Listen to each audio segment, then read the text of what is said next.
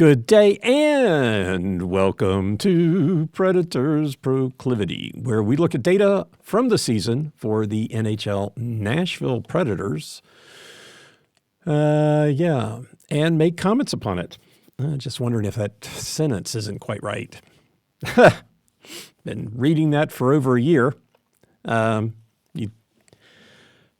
Anyway, welcome to Predators Proclivity. I'm your host, Preston Proctor. I think I was a little morose in the last podcast doing all that consideration of the prospects for the Predators put me in a bad mood, apparently. And sorry about that. I think I still got through the podcast. I think I just didn't have any energy. Wasn't excited. It's not going to get any better. The Preds did lose the other night. And the prospects don't look good. They do have two road games coming up. I'll cover both of these in this podcast. They're playing Dallas tonight, and they're playing Colorado Saturday. Both two very tough opponents. I guess... Well, shoot, right here at the beginning of the podcast. I guess continuing on the theme about how the last podcast went, I did do a little bit of analysis. I wanted to figure out what the Preds' opportunity was for making the playoffs. And what I think I came up with, they need to get to 94 points. And to do that, they need 74 more points. They can't do it all with wins. Because that's 37. That would mean they'd need to win out 2/3 of their games from here forward, which the game against Dallas kind of brought this up too, because if you remember, when they played Dallas last year, they got spanked 9-2 in one of the games, and that led to the team or a team decision not to go to a U2 concert, and then they went on an 18-game point run, going 16-0-2, which is better than winning 2/3 of your games. But looking at overall for the rest of the season, it seems like winning 2/3 of your games is a little, it's a stretch. When I looked at the records, only 4 teams currently have won 2/3 of their games, and that's just through, that's through, a third of the season. So to think that a team could, that hasn't performed, could win 2/3 of their games throughout the rest of it seems like a stretch, but what doesn't seem like as much of a stretch would be to win 60% of your games. So if the Preds went 32, 12, and 10, they would get to 74. Now they still can, but they lost the other night, so now they've got to go 32, 11, and 10, or better.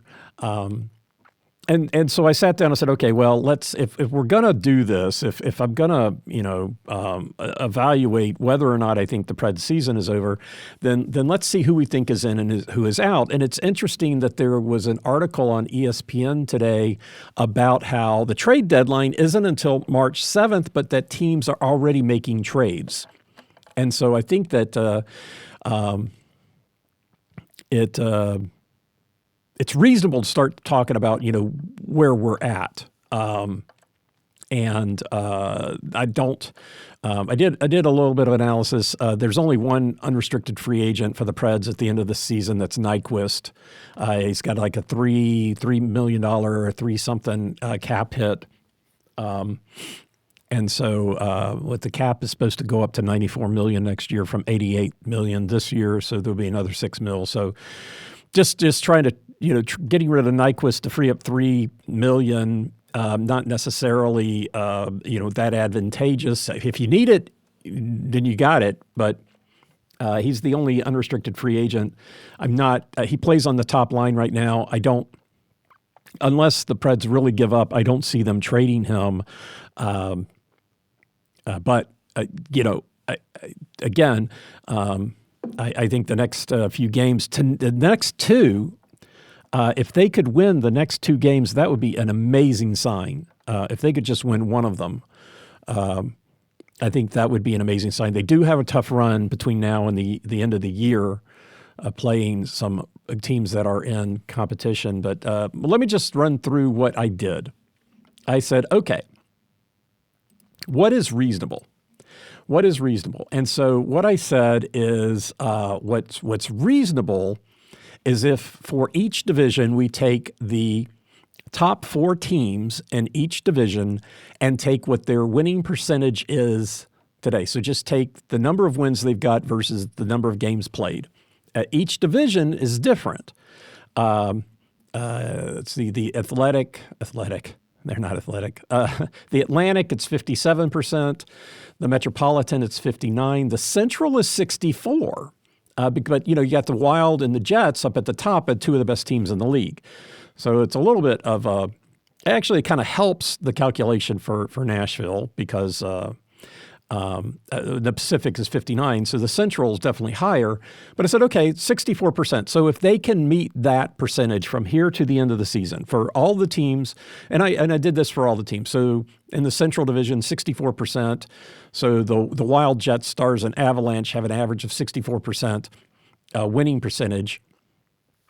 And the Jets are 70%. So if they all win out the rest of the season at 64%, where does that put them? And it was interesting. All right, so so I do that for all the teams, all the divisions. The divisions are only graded according to the Pacific 59%, and according to that simple analysis, and now anything can happen. Anything can happen. And it's unreasonable to say the top 3 teams at this point in time are going to be the top 3 teams at the end. But what it does say is that the realm of possibilities, okay? And the thing that was the most interesting about this is that the Eastern Conference, the 8 teams are already set. There are only 8 teams that can get to 94 points or more. And the teams that don't, well, in the Atlantic, it's the Atlantic. There's a huge gap. So there's 4 teams that can, and there's 4 teams that can't. And gapping 88 points. So the like 6-point difference, and so they're all in the 80s. In the Metropolitan, the Flyers get to 92, the Islanders get to 91, the Penguins get to 90, the Jackets 91. So, it's still in the realm of possibility that they could. I mean, these equations are just these equations, just my ramblings, right? So I've got Florida, Toronto, Boston. I might have, I never remember who's in what division. Tampa Bay. Yeah, Tampa Bay's in the Atlantic. Okay, that's what I thought. So we got Florida, Toronto, Boston, and Tampa Bay, with Tampa Bay being the wild card team. And then we've got the Capitals, the Devils, Hurricanes, and Rangers, with the Rangers being the wild card team. And it's set. When the West is not so clear, the only teams ruled out are the Blackhawks, the Predators, the Kraken, Sharks, and Ducks, with the Sharks being at the bottom.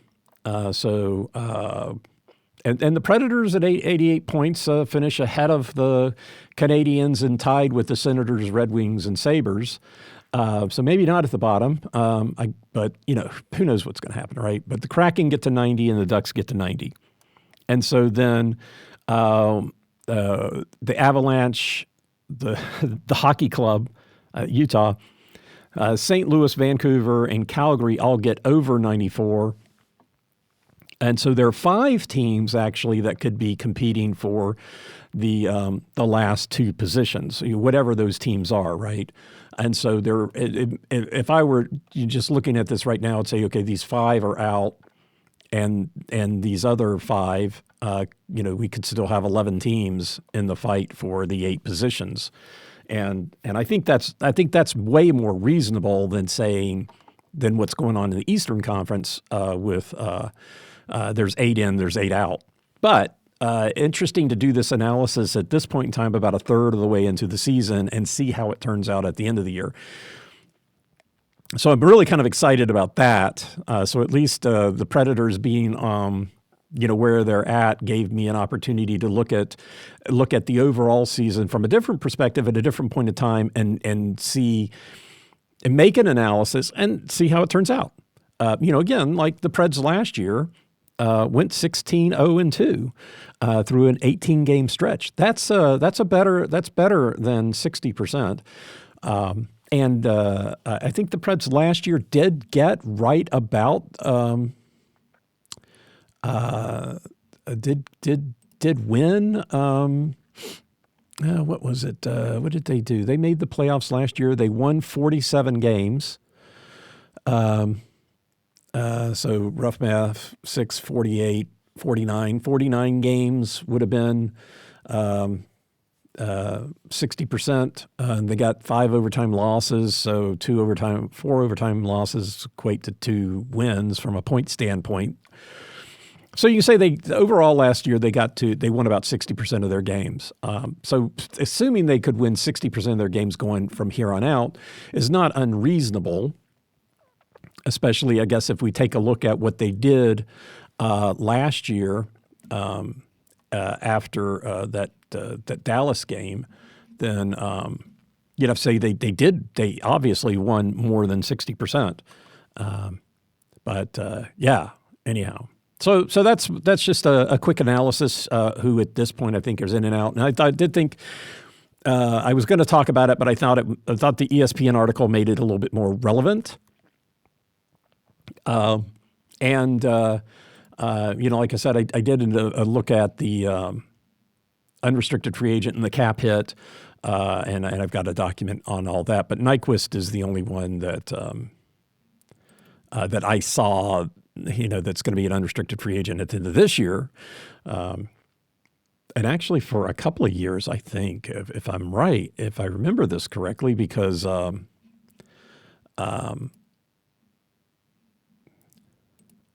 think 2027 is okay.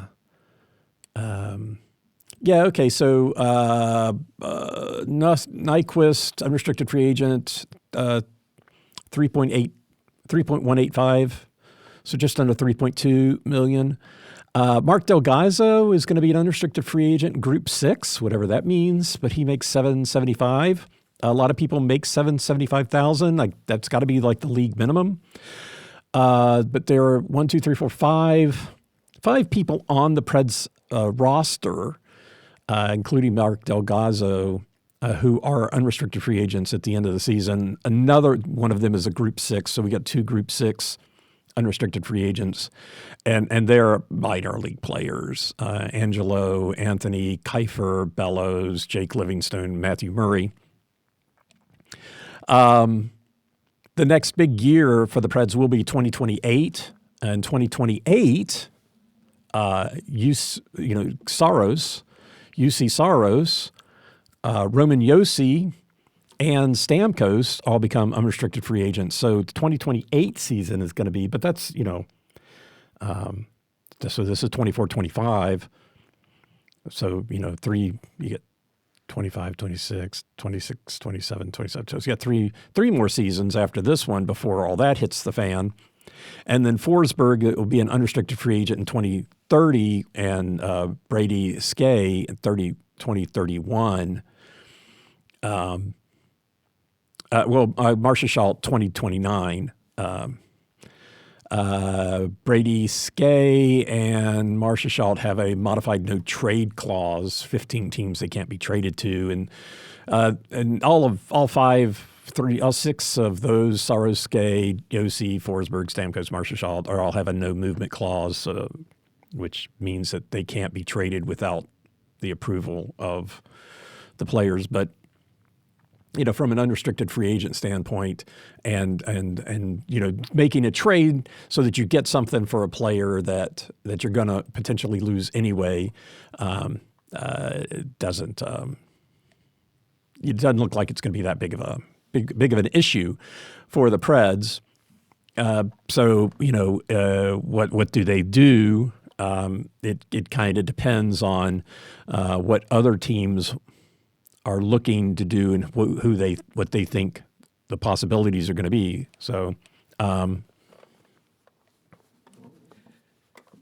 the other interesting part about the trade deadline is it does occur with for the Preds 20 games left. So the other teams will be somewhere around there. Some might have less, some might have more.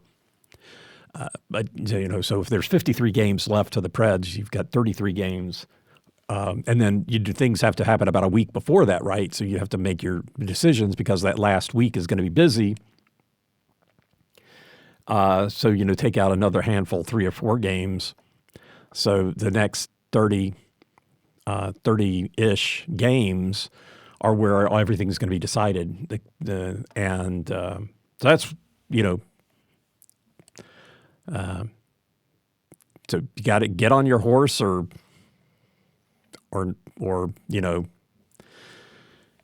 not. All right. Anyway, so the Predators' proclivity data, all this looking at data and numbers and stuff. So the Preds still have to play hockey games, and they've got 2 on this road trip. Tonight and Saturday. They play Dallas tonight and Colorado on Saturday. Colorado is also playing tonight. And I guess, we'll get to things about those teams as we go. These 2 teams are number 3 and 4 in the Central Division. And let me switch this back to this year. Tied on points, but Dallas, I think, breaks the tie. Dallas has played 3 less games. They played 27 games. They played the fewest in the Central Division. But they're tied at 34 points. The Wild and Jets are tied in first at 42. Minnesota has played 2 less games. So they are in the top spot. So Dallas and Avalanche are 8 points behind those 2 teams.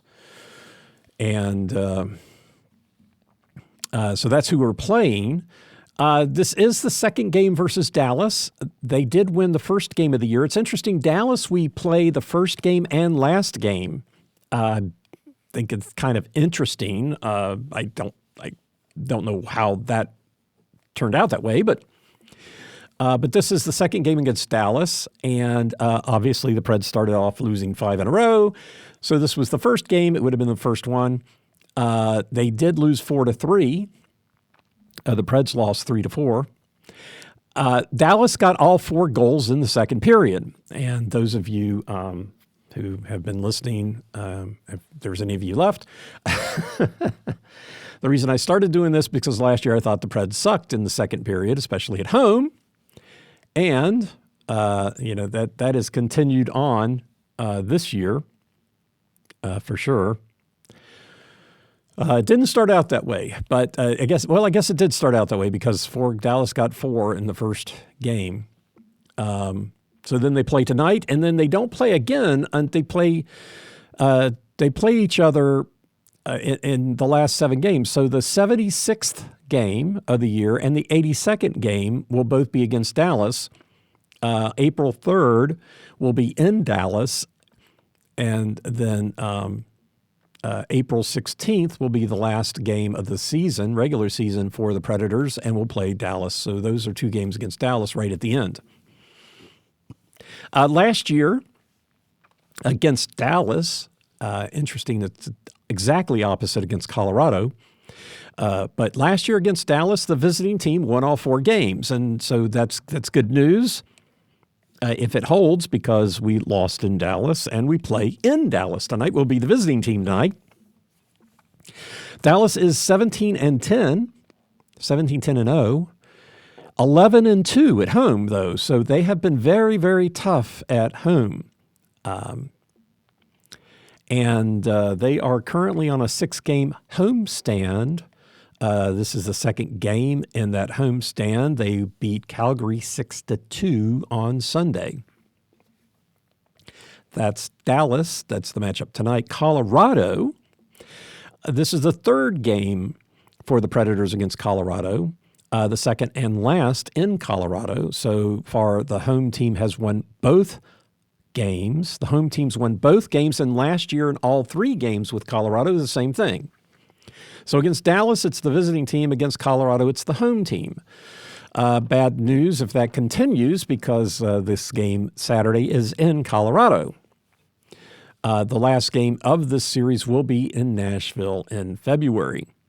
Now, Colorado is 17-13 and 7-7 at home. So not as good at home, but 500 still.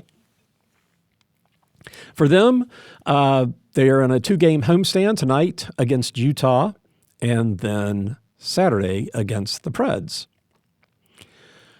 Personnel issues. So Dallas is missing center Tyler Seguin, which is a big loss. He had 9 goals and 11 assists in 9 games. A bunch of medical terms I don't understand, but he's having surgery. He's out for 4 to 6 months, starting back in December 4th. He's out. And then defenseman Matt Dumba is day-to-day. I didn't really see anything notable about his statistics, so I don't think they're going to miss him very much. They did recall center Justin Hreichwin, and then they sent him back the next day. The only reason I mention that is because it is to the Texas Stars, the AHL team, the Texas Stars. Boring. Okay, I know Texas Stars a big deal, but you got the Dallas Stars and the Texas Stars. Come on. It's not like the Calgary Wranglers, you know.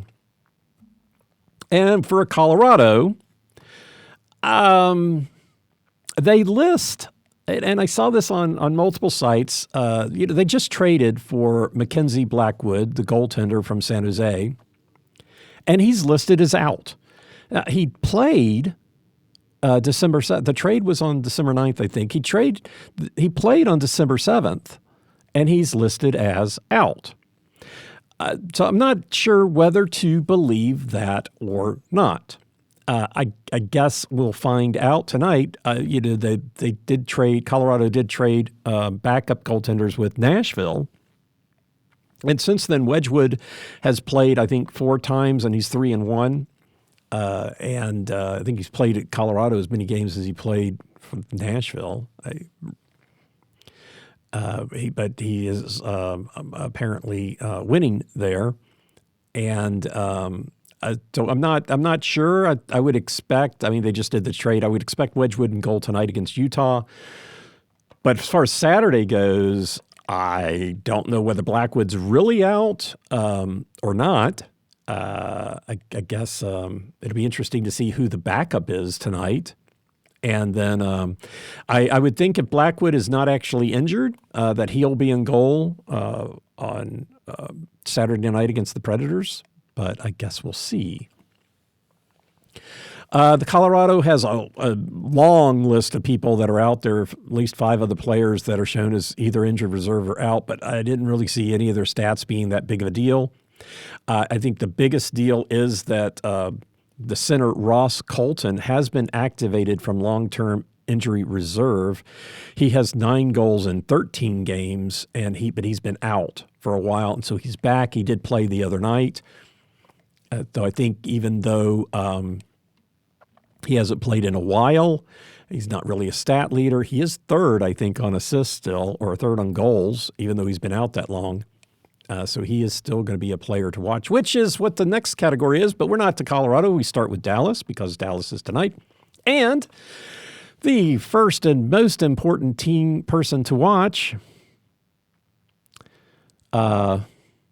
Ex-Pred Matt Duchene. Number 95. Number 95, center Matt Duchene. He's tied for the gold lead with 12. He leads in assists with 17. He does have the point lead at 29. He leads in shooting percentage at 26%. 12 goals on 46 shots. And enough said. I guess there is a little bit of I don't know how the Matt Duchene thing went down, but I was surprised when it happened. He's apparently doing well in Dallas, and good for him, good for them. The other one to watch, number 27, left wing Mason Marchment. He's tied with the goal lead at 12. He's second in assists in 15. He's second in points with 27. Tied for the plus-minus lead at 15. Second in penalty minutes with 27. Third in shooting percentage at 20. 12 goals on 63. So he's a busy dude. So number 27, left wing Mason Marchment. And Matt Duchene. Those are your two guys for Dallas. For Colorado, number 96, right wing Mikko Rantanen. He's got the goal lead at 18. He's third in assists with 24, second in points with 42, plus minus at 3. Colorado, 5 is the highest, so a plus minus of 3 is high. Colorado, wow. When I started looking this up, boy, do they score a lot of goals, and boy, do they give up a lot of goals. Anyway, which might be the reason for the change in net, but I don't know. It's not always the goaltender's fault. Let's see, what do we got here? Wedgwood's won the other night 6-2. Then the previous game 4-0. Georgiev was in on the 7th, 2-1. Wedgwood in goal for a 5-3 loss, and before that a 5-4 win. So 1-2. He's played 4 times. 3-1. They scored 6 goals on Pittsburgh, 4 on New Jersey. If I gave up 5 to Carolina. But anyway, 4 to Buffalo, but they won the game against Buffalo. So they score a lot of goals, which is to give up a lot of goals. So plus minus a 3. And he's got, so number 96, Mikko Rantanen. He's also second in penalty minutes with 20. 20 is not a lot for some of these teams. So then the other person, number 29, center Nathan MacKinnon. He's second in goals with 10, first in assists with 36. He's got the point lead at 46. His plus minus is 4. Third in penalty minutes, 18. Top in shots with 119. And, I think that even outdoes Forsberg. Forsberg, 101. I thought the Preds shot the puck a lot. And the other person with the Colorado to look out for is Ross Colton, number 20. Ross Colton, center Ross Colton, 9 goals in 13 games, 21% shooting percentage, 9 on 42. So I think he's going to be somebody to look out for, just maybe a slight bit rusty. For the Preds are now 7-16-6. On the road, they're 2-9-4. They're 8th in the Central Division with 20 points, tied with Chicago, who has more wins. These games are the 30th and 31st of the year. Last season, the Preds were 18-13 in their first 31 games. They're the 16th and 17th road games. Last season, they were 9-7-1 in 17 road games, and that took 37 games. Overall, they would have been 20-16-1. At the time, they were 9-7-1 on road games. These 2 games are the whole road trip, and then Nashville returns home for 4, playing the Rangers, not the Pirates, the Penguins, the Kings, and the Hurricanes. Personnel changes. Injured reserve is starting to fill up. We got 3 defensemen on the injured reserve. Number 45 defenseman Andre Carrier out, expected until December 21st. Number 3 defenseman Jeremy Lauzon out until expected to be the 17th. Ryan O'Reilly, number 90, out until the 17th. Number 14 center Gustav Nyquist is day-to-day, and so is number 59 defenseman Roman Josi. So Josi and Nyquist day-to-day. Didn't see anything about why Josi is out, but he is.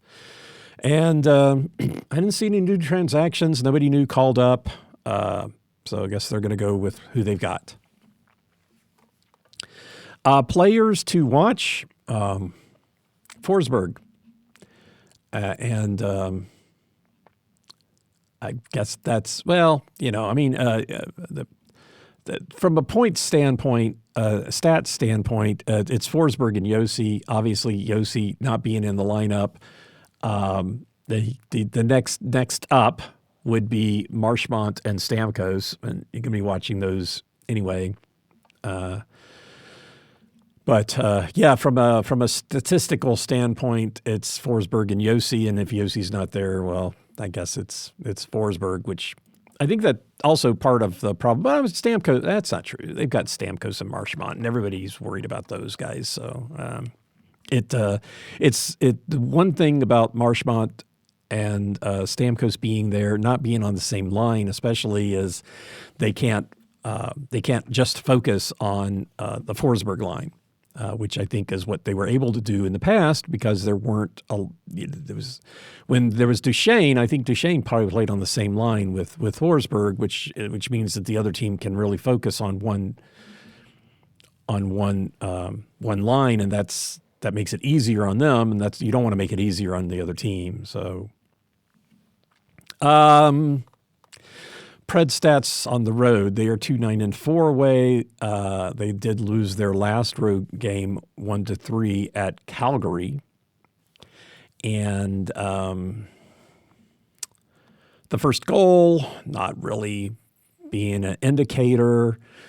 Overall, when they get it, they're 4-6-4. When they don't, 3-10-1. Winning by period. Overall, they are winning the first period, 9-7-13. Winning 9, tying at 13, losing at 7. On the road, 3-4-8. The second period, definitely the worst, 7-15-7 overall. Winning it 7 times, losing at 15, tying at 7. And I did my correlation. I've got the spreadsheet up. I decided to bring up the spreadsheets because it's easier to talk about. It makes it easier for me to look at these things. But the correlation between overall, so when they win the period, they're 5-2 in the second period. When they lose the second period, they're 2-13. And when they tie the second period, they're 0-7. So tying or losing has happened mostly, right? But when they tie or lose it, if they tie or lose it, they're 2-20 on overall on the game. On the road, they're 0-7 when they lose it and 0-5 when they tie it. So they've never won a game on the road if they haven't won. Well, they only won 2 games on the road. So they won this. So they've won the second period 3 times on the road, and they're 2-1. The first period on the road, they're 0-3 if they win it. 1-3 if they lose it, and 1-7 if they tie. So there is hope if they don't win the first period. In fact, the games that they won, they didn't win the first period. And then The third period, they're 1-2 if they win the third period, 0-6 if they lose it. So there's a strong tendency, not enough games to make a determination yet. What's it, 6, 12, 15? It's getting close, 20, right? And 1-5 if they tie the third period.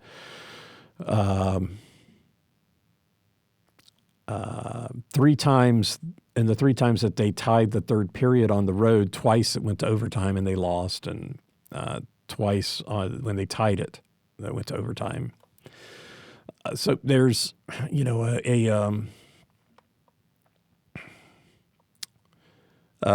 think that there's a real problem with how they're playing in the second and third periods, and that's kind of where things are falling apart. And I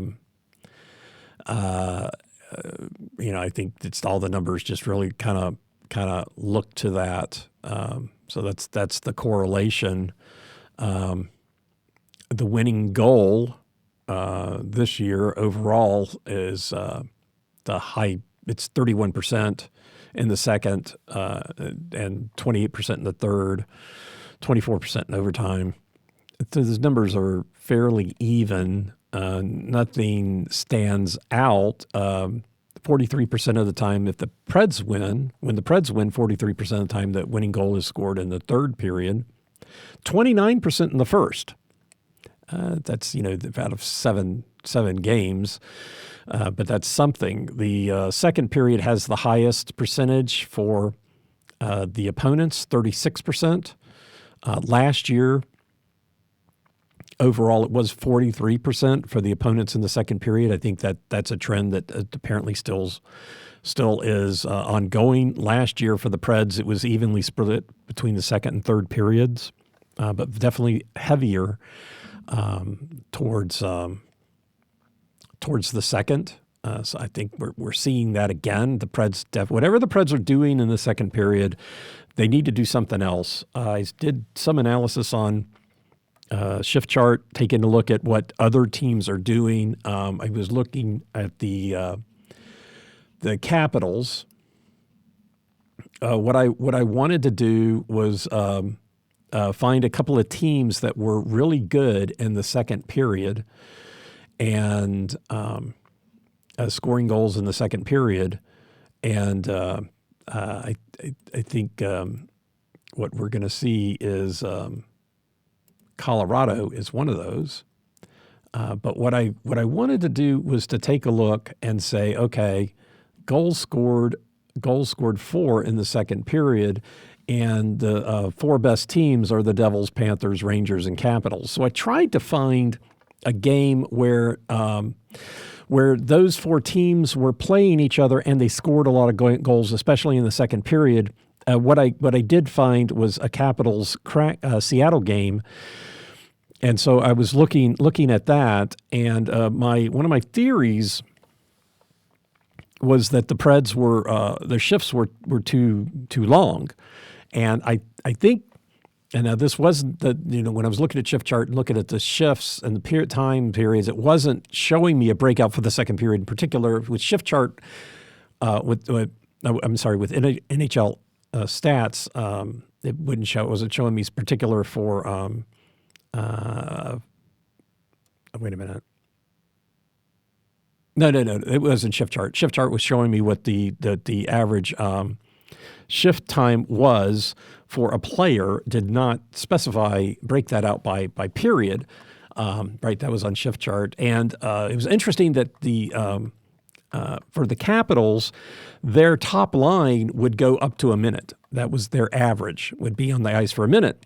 And the Preds, it's in the 40s. So you might have had a couple of guys that got up to 50, but it does look like for the Capitals that their primary, their top line is on the ice for longer, which I thought was interesting.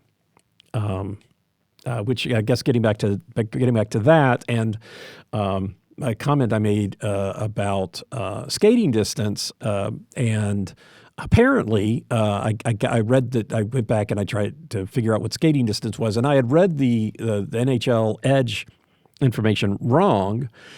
The Preds are favorable, have the advantage over the Capitals in skating distance. Was what the chart showed. It looked, just reading the graph, they show you a spider's web of different characteristics against each other. And I guess further out to the edge is better. And the Preds were definitely further out on the edge than the Capitals. And the Capitals were, I guess, significantly skating significantly more than Nashville. Now, maybe, given the relative records, the Capitals are 19-6, 19-6-2. They have 40 points.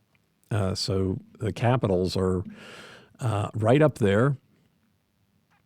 They're top in the Metropolitan and 40 points. 40 points puts them, Winnipeg and the Jets are at 42. So whatever the Capitals are doing, it's working for them. So I read the stat wrong, and apparently they are skating further than the Preds, not skating less. So, right. So goal scoring. Yeah. Getting back on track here, the winning goal. Now the goal scoring. The Preds currently are outscoring the opponents in the first period, 21-20. Being outscored in the second period, 20-35, and also in the third, 22-31. Taking out the empty net goals. Excuse me. It's 16-21. There are 16 empty net goals so far this season, 10 for the opponents and 6 for the Preds. So taking that out, they're being outscored 16-21. And I've taken out the empty nets because those are the, there's nobody there protecting the goal. So it's kind of, okay, they did score the goal. You get credit for scoring the goal. But if you're, I just think that if you take those out, then you get a better sense of where the Preds are, how the Preds are doing against their opponents in the third period. And so 16-21 is not terrible. It's the 20-35 in the second period that is the most concerning. When they so in the games when they lose, they're being outshot 9-18. They're outshooting. Of course, when they win, they're 7-3 in the third, and that does remove the empty net goals. So in the third period, overall, the Preds are scoring 2 goals a game versus 2.8 when you normalize for the number of games played and then remove the empty nets. On the road, it's 7-11. 7-11. There's a song. Never mind. So on the road, on the third period, the Preds are scoring on average 1.6 goals to 2.9, and that's removing the empty net. With the empty nets, and do I have the third? I don't have the stats on the third period. I just have overall. I guess that's overall. Those percentages are overall. So, for the game, with the empty nets removed, in the third period, on the road, they're being outscored 1.6 to 2.9. When they win, it's 3.5 to 2.5. So when the Preds win, there's definitely more scoring in the overall in the game. In fact, when the Preds win, normalized, it's 4.1. That's the empty nets back in to 1.6 versus 1.6 when they lose and 3.7. So win or lose, when the Preds games, the loser gets 1.6 goals, and the Preds score about a half a goal more when they win than the opponents, but that's a larger body of work.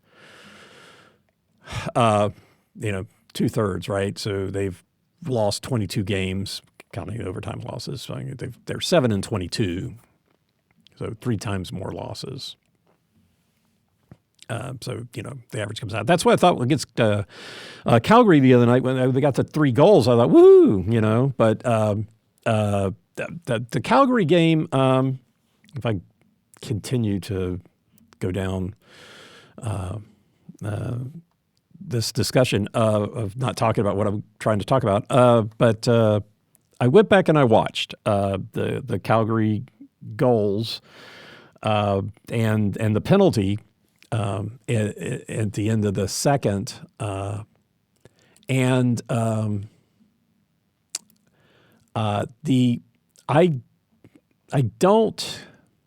don't understand the first goal for Calgary.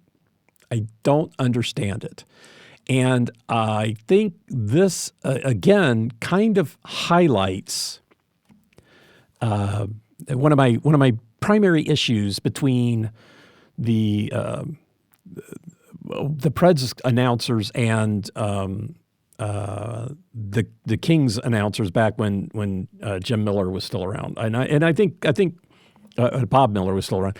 Jim Fox, I think, probably still does this. I haven't watched the Kings game this year, except when we go to the games here.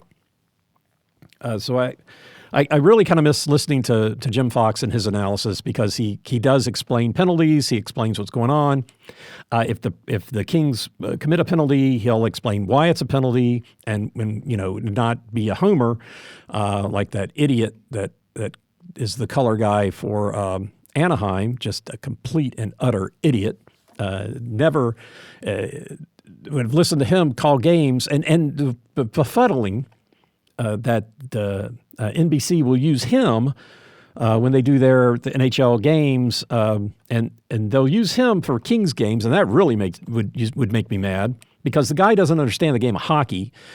And if you listen to him, the Ducks have never committed a penalty in the history of their franchise, because when you watch a game and they commit a penalty, they could take a full swing with their stick and hit the guy in the back of the head, and he'll be like, "Well, that wasn't a penalty. I don't know what they're calling there." I mean, he's just an idiot.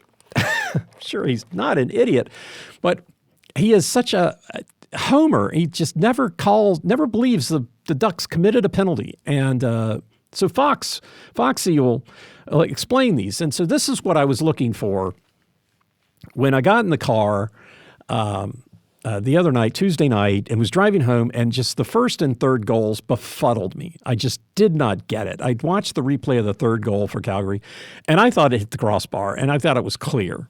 And it didn't. It did. Watched it on TV, and it went in. And okay, it was just so hard and fast. It went in and out so fast. Okay, got it. I still not sure why I couldn't see that in the arena, because it did look like it hit the crossbar. But that being said, the first goal, I'm still uncertain about, and I think when I would watch the Kings play and there'd be some questionable issue, Fox would explain what the rules were. He'd explain the rule, and he'd say how it applied to the situation. And that's what I was looking for the other night in the Calgary game, because I just didn't get that first goal.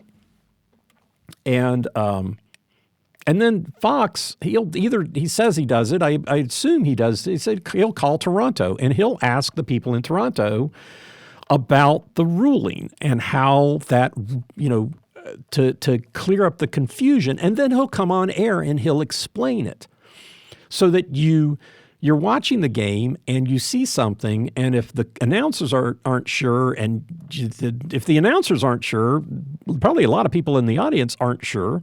And so why not clear it up and add some context, information back on the game of hockey, yada yada yada. I got none of that. Driving home, those guys, what are they doing? I don't know. Maybe it takes so long to get back to the car that by the time I'm driving home, because they do their radio recap and they interview a couple people, and there's just no, as far as I can tell, there's just no insight. I do like the radio announcers for the game when I've listened to the game in the car. I do like the radio announcers better than I do like the TV announcers. I think they do a really good job. I think this is another place where they don't necessarily explain the rules of hockey like they should, but I think that they do a better job than the people on TV who I just don't get. And it's not that I don't like bald people, But the deal is, and they even said on the radio coming home, they said that Yossi kicked it in before the guy fell on him. And that's just not right. That is not what happened. I watched the replay here at home on TV the next day, yesterday. Yossi thought he had the puck, okay, and it slipped down and it was behind him. And then the two players came in, and the Calgary player pushed the Predator player into Saros, and the guy falling on Saros is what caused Saros to kick his leg and kick the puck in. So the guys on the radio were trying to convince me that the puck was in the net before that happened, and it was not. Saros was there, and the guy falling on him is what caused him to kick the puck in. Now, what? That's goaltender interference. You're not. That is goaltender interference, and And why that wasn't challenged, I don't know. But the TV announcers were like, well, they're not challenging, so I guess it's okay. And I'm like, well, why aren't you guys following up? Why aren't you guys, you're the TV announcers. You're the ones that are supposed to explain this game to us. We're not around the game 24/7. We don't know all the intricacies of the rules. That's your job. And they're just like, we don't know. And oh my gosh, you've got to be kidding me. You don't know? Man, what the hell am I listening to you for? Oh, excuse me. Sorry. But seriously, and they have done a couple of things. I have heard the announcers explain some things this season, and I was just floored that the guys on TV are explaining things because they never have before. Never. I mean, it's all inside joke, an onside joke, and we know what we're talking about, and we assume you do because we don't, or we just don't care. We're happy you're having a good time. Anyway, so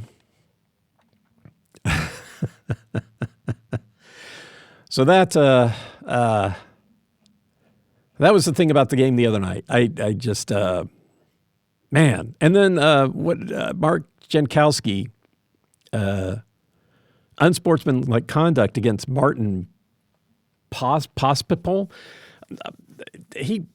On the TV they showed he leaned forward a couple times, looking down the ice. Whoever this Martin guy is, he was yelling at the ref. They just picked somebody, right? And so the announcers on TV said he must have said something that. Some of the things you cannot say to a ref, and that's the unsportsmanlike penalty. Well, okay. That's how that went down. I guess I've seen nothing about that, but I guess we're just going to move on. That's fine. Just weird. Just another weirdism. And we're gonna move on. So, okay. So that's the Preds.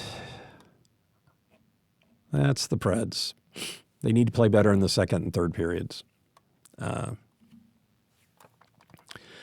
Okay, so the matchups in this road trip. Dallas. As I said, last year, the visiting team won all 4 games, and the last game versus Dallas last year was that 2-9 thrashing. The Preds, after that game, won 8 in a row and went 16-0-2.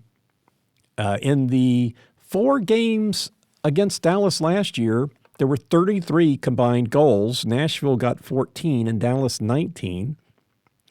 That's a lot of scoring. And this year, there were 7 goals in the first game versus Nashville, 3 and 4, 3 for Nashville and 4. So I think we're going to see a lot of scoring. That's what it's looking like to me. And, Colorado, last year, the home team won all 3 games. The first 2, and that's the home team has won in the first 2 games against Colorado this year. Last year, in the 3 games with Colorado, there's 24 combined goals. Nashville got 13 and Colorado 11. 12 goals so far in 2 of 4 games. Nashville 7 and Colorado 5. Comparisons. Overall, Colorado is 6th in scoring goals and 3rd in having goals scored against them. So 100 goals scored to 105 scored against. Dallas is 10th in goals for, 91, but 69 in goals against. So the goals that so Nashville scoring 3 goals against Dallas is pretty good. Pretty good given they're not giving up. They're 31st in the league in giving up goals, and Nashville got 3. That spells good news, except with the change of goaltenders, it might be different. But no, that's Colorado. Sorry. So they have a goal differential of 22 plus 22s. And then the Preds are next to last in goals scoring and 9th in goals against, a 64 to 92, so 28 differential. Dallas has goals against pretty even in the different periods.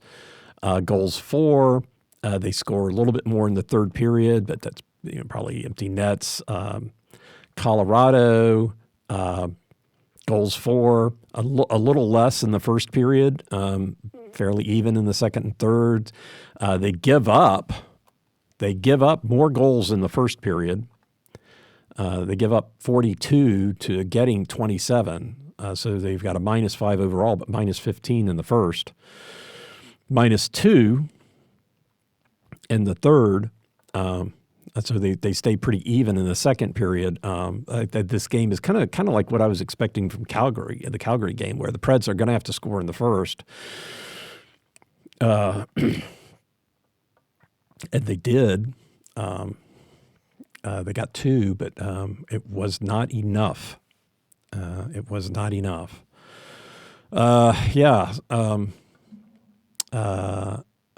Against Calgary, I thought they were going to have to score enough goals in the 1st to make up for how many Calgary was going to score in the 3rd, but they didn't score any in the 3rd. They scored them all in the 2nd. Against Colorado, against Dallas, it's going to be each period is the same. It's going to have to work hard, no expectations, but Colorado definitely gives up more goals in the 1st. Predators are fairly even in the 1st. They've got the +1. In the 1st. The 2nd, they give up 15.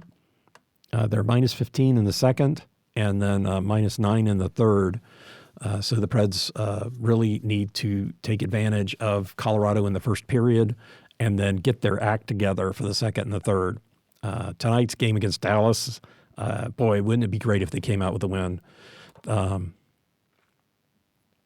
Interesting. The data from the NHL Edge, Nashville's skating speed is better than Colorado. Dallas and Nashville are about the same. So apparently, Nashville's faster than Colorado. They had a little bit of difference of opinion with my wife the other night watching Calgary. She thought the Preds look anemic. I didn't think they looked anemic. I thought they looked like they had never played together. They had this 1 3-on-2 opportunity, and the guy's got it at mid ice, comes in, skates down the left side. There was somebody he could pass it to. He was engaged with another player, kind of shouldering, but decided to keep the puck and then wound up falling down. And it's like, holy cow, people, this is a team sport.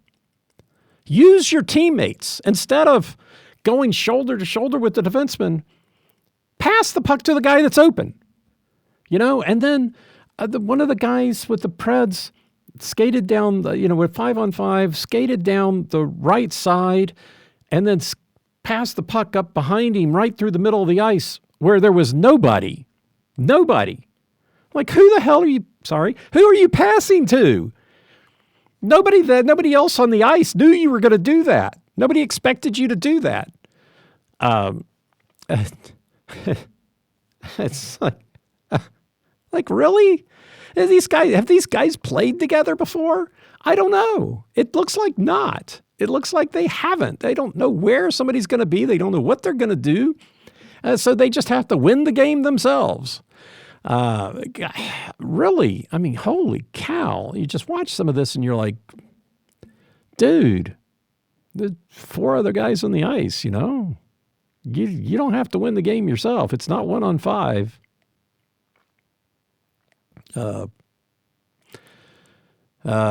Yeah, okay. Played a lot of 1-on-3 basketball when I was younger. I rarely lost 1-on-3. I'd be the one. Yeah, some of the guys were taller than me, but I was a leaper. I just love basketball. Great team game. Know where your players are. Know where your. I was watching a high school basketball game the other night, and the team I was pulling for didn't have a couple of their players, the major players. Everybody's out with injuries, so they're playing a lot of backups. And they're just standing around. It's like they've got two players who are used to playing, and they're just standing there watching them, spectators on the court, and I don't know. The Preds kind of looking like that, looking like they don't know what's going on. They don't know who they're playing, who's on the ice with. They don't know who they're playing with. They don't know anything. That's just very frustrating. The third of the way into the season, and it kind of ticked about playing the 3 defensemen that hadn't played in the NHL a month ago. And so we've got these new defensemen out there. Now, maybe we have to play them because everybody's hurt. I don't think that's the case. And now we've lost 8 in a row. And somebody the other day was some player on the Preds was trying to blame Saros. And I'm like, well, when you lose 2-1, it ain't the goaltender, And in today's hockey, there's a lot more scoring. So the 4-3, 4 goals, but it's hard to. Those of you that have listened to this know I'm not a Saros fan. UC Saros is a fine goaltender, but I'm not a fan.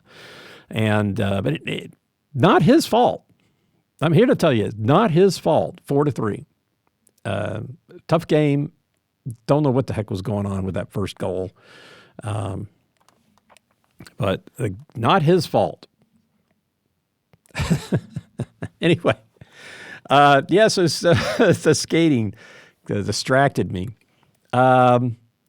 Colorado's skating distance was higher than Nashville and Dallas higher. I think they were all somewhere around similar.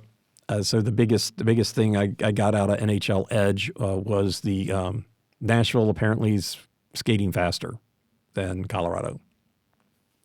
All right.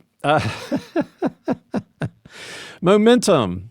The momentum. Dallas won the other night after losing 2 in a row. They lost 2 in a row, and they lost them 3-2, 2-3. That's a score the Preds are getting used to these days. They're 6-4 in the last 10. This is the second game of a 6-game homestand. Colorado, they play tonight, but they have won their last 3. We'll see how they do tonight. 6-4 also in their last 10, and it's the last game in a 2-game homestand. So those guys are on decent positive momentum. The Preds have lost 8 in a row. They're 1-9 in their last 10. They play these 2 on the road and then head home for 4. So the Preds are kind of in a bad headspace. Don't know why, Don't know why. And it's disappointing. The Preds went out. They made a couple of good moves. They got added a few good players. They have good talent on the team. They've got guys that know hockey, have played hockey, understand hockey, and they just a third of the way in the season, they just cannot put it together. It's very disappointing, very disappointing. Goaltenders, Jake Ottinger's getting most of the work. He's 14-6-0. I expect him to be in goal tonight. Really good goaltender. Colorado, expecting Blackwood in goal if he's not really injured. Otherwise, Wedgwood. Weird, Wedgwood traded as a backup goaltender, but he's the starting goaltender right now, or the primary goaltender. Like I said, it depends on if Blackwood is the backup. If Blackwood is the backup tonight, then I would say Blackwood is going to be in goal on Saturday. If he is not, I most likely Wedgwood, and wouldn't that be something? Saros is most likely in goal for both. I thought maybe Anunen would play against Calgary to give Saros another, some time off. Saros has played most of the games this year. Doesn't get a lot of time off, but that was not the case. I don't expect. I guess I expect to see Saros in goal. Okay, and wrapping things up, the players to look out for tonight. Number 95, Matt Duchene. Number 27, Mason Marchmont. Those are the two, 95 and 27.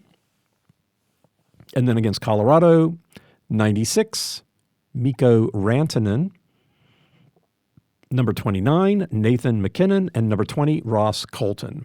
Really think I would look out for Ross Colton because he has been on injured reserve and now he's back. And he's played at least one game, so might be a tad bit rusty, but hungry. So, and happy to be back. Got to be happy. Got to be glad you're off injured reserve, and hopefully he's feeling good. I hope he's doing well. I hope he's not feeling as enthusiastic Saturday night. Anyway. So that's the games we got coming up. Dallas tonight, Colorado on Saturday. The Preds will win at least one of these. I'm telling you, the Preds are gonna turn this around. They're gonna turn it around, and at some point, we're gonna be seeing a completely different team. Whether it's enough to make the postseason, I have my doubts. But it should be at least a fun rest of the season once they get their act together. And let's hope they do it. They hope they get it together tonight and beat Dallas. Let's go for it, right? Thanks for listening. I'm Preston Proctor, and you've been listening to Predators Proclivity.